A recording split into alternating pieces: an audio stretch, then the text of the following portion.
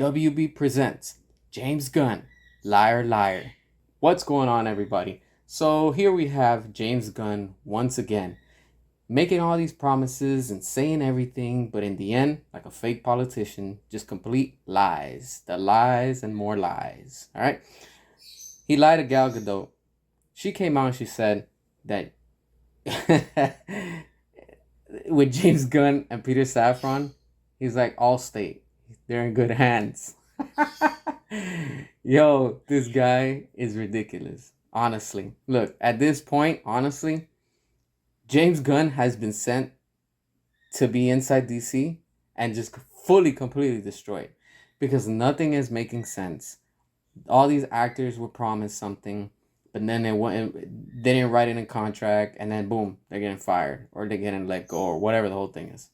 And don't be surprised because of all these people that are also leaving, up in management and whatever, like the corporate side, is because they see probably they're like, you know what, this is gonna be worse than the Titanic. Let's jump ship now that we still can because things are gonna get worse. And probably they've heard things, they've had meetings, and just typical corporate stuff, right?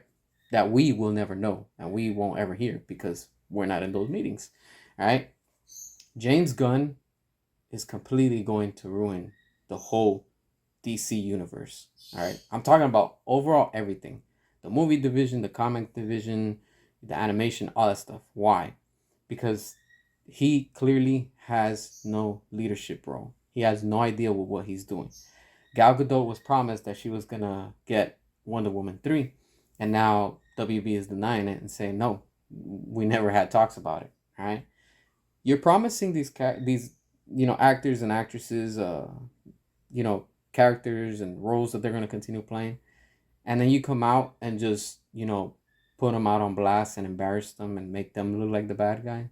Let's not forget, WB is the bad guy. They're even a bad guy of themselves because whenever a movie comes out, they always want to go and just touch everything and say, let's do this, let's change this, let's add this, let's move this, blah blah blah. And in the end, the quality of a movie is probably worse than what it was originally going to come out. Why? Because WB always alters everything. They want to put their hands where it doesn't belong. And then they pick and choose and they allow certain creators the freedom to do certain things. All right. They weren't able to do that with Christopher Nolan because Christopher Nolan was like, nah, I'm not having that. Matt Reeves, the same thing. And when it comes to Zack Snyder, since the beginning of Man of Steel up to right now where we're at, 10 years deep, right? All they did was just completely touch and remove things, right? We got all the theatrical versions, but when you think about it, all the theatrical versions under the Snyderverse and, the movies that he's put out, everything has an ultimate cut or extended cut or whatever. It's much better than what it was. When you think about it, it pretty much the DCEU was starting, rated R, and let's not forget that in Man of Steel, yes, is a PG-13, but that's where Superman snaps the neck from Zod. So that would fall under the R rating if you think about it, because he just killed him. So every time to where we're at now, things always get changed. And it sucks because us, the fans, have to go and rebuy it, go and rewatch it, go and re-support it. Like whatever the whole thing is behind it, the drama that comes with it. And it's just frustrating because now we have a leader that's not competent to run the studio the way it's supposed to be. He's just trying to patch literally a pool with tape. Let's see if this holds. Let's see what works, as always. And nothing is, because that's not what we want. Nobody asked for none of the movies that James Gunn is putting out. Nobody. You're going to sit here and tell me that majority of y'all asked for Creature Commandos? Come on, let's be real. I bet half of y'all, including me, didn't even know what that was. I don't care about it, honestly.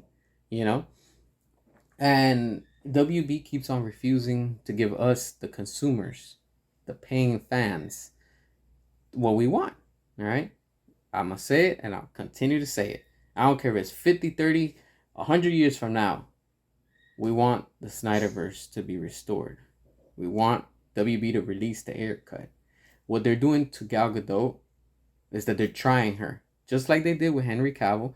The same thing that they did with Dwayne Johnson, The Rock, the same thing that they did with Ben Affleck. When James Gunn came out and said, "Oh, we're working with Ben Affleck, and he's excited," and then Ben Affleck himself came out and was like, "No, I don't want to work with you," you know. And with The Rock, that they were going to continue doing, like what it was, the hierarchy has changed, and I'm sure things were going to change with The Rock because he was able to pull, his team and whatever to bring in Henry Cavill for the cameo that we got in Black Adam. And then where did that go after Henry Cavill? He had announced that, hey, look, he's coming back and this and that. And next thing you know, he had to go again and embarrass himself and say, no, I'm not going to be moving forward with it. So the same thing they're doing to Gal Gadot, and they did the Ben Affleck. At this point, it's already clear that James Gunn has been sent to completely destroy everything that's in the DCEU. There's no and ifs or buts. The Suicide Squad that James Gunn did proved it when they killed Captain Boomerang. That was already the beginning of saying these are the characters that were from before, but I'm gonna pick and choose, but I'm gonna kill off all these characters instead of just continuing.